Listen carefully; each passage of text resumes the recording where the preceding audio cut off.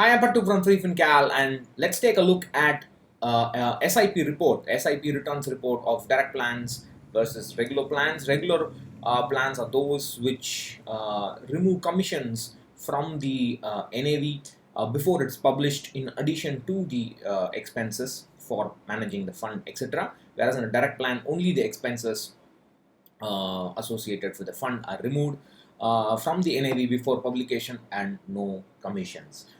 Direct plans came into being from 1st January 2013 onwards. I remember the date so well because on that day my funds became double because I was an investor who was directly investing with the AMC via their AMC portal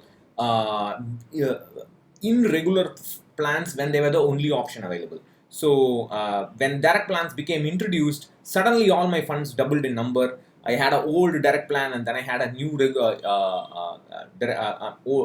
old regular plan and new direct plan, and then I had to shift from regular plan to direct plan. Although I never had a distributor at the time of introduction of the direct plans.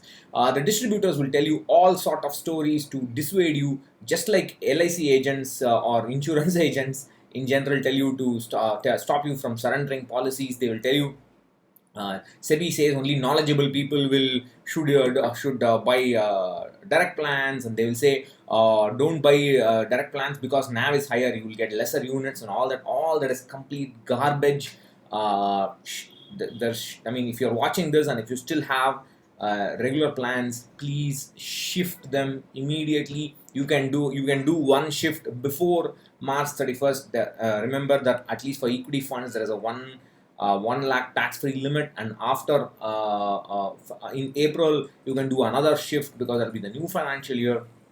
So please shift them gradually so that they are free of exit load first of all, and you can also do the shift so that they fall within the 1 lakh tax-free limit, so you don't have tax also in the case of equity mutual funds. So please be careful of that. And before we begin, just a quick reminder that the Sensex closed positive today, and that broke the losing streak. And yesterday was a 12 negative day out of 15-day period. That's 12 out of 15-day period. Remember, I had done a video on this. And if today had been negative, if today had closed negative, it would have been 13 out of 15, and that would have been an extremely rare event. And remember, see how rare that is. That it's not happened. It's quite a low probability, although you can't assign a probability to it. Alright, so let's get to this. Let me get rid of this pop-up. And I mean, this picture shows you how the impact of commissions. They keep compounding negatively, and they'll pull out money from you. And also, please recognize that if you're a DIY investor, obviously you should be shifting to direct plans. There's no argument there. If you want help, then get help from a flat fee SEBI registered investment advisor. I have a list. If you go to freefincal, in the top main menu there is a list, and these fee only financial advisors don't just advise you to invest in mutual funds. Their advice they will do insurance planning, life insurance, health insurance, estate planning, will creation, trust creation. They will tell you about your emergency fund and financial goals, and then they will talk about whether it is necessary for mutual funds or not. So it's not a direct comparison. You can't say, okay, I have to account for the fees of the fee only. You cannot do that, because the fee of the fee only is for a holistic, full financial plan, and just not for mutual funds. Of course, some fee onlys have a special mutual fund service. If that is the case, you can do it.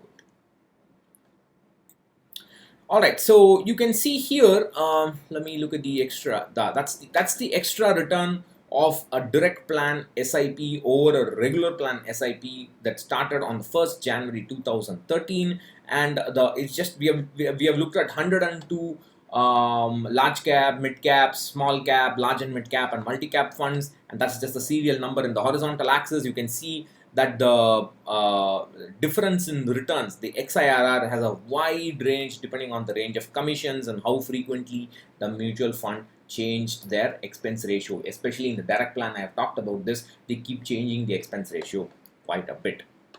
And if you look at it in terms of the difference in value, you can see all the way, the difference goes all the way from 150 rupees to all the way to 11,000 rupees. That's a huge difference. and depending on the commission. Please recognize this is for 1,000 rupee a month SIP, and you can see the difference in value after little more than 7 years. And the top funds in terms of the highest difference in XIRR, SL large cap 1.56%, principal emerging 1.26, PGIM 1.56, Sahara 1.61, IDFC 1.58, Edelweiss 1.35, Mirai Asset 1.13, Axis Blue Chip 1.38, and so on. You can see many of the small AMCs here, because they try to tell the distributors to push, because they need that incentive to give to the distributors. So many of the small AMCs will be here. They'll also have to lower the direct plan fees to keep the incentive high. So, and the lowest also is available, 0.43 for many quant funds. HDFC Growth App is 0.16 and so on, 0.19 quant large and mid cap, etc. Taurus Star Share 0.5, etc. You can see the full list.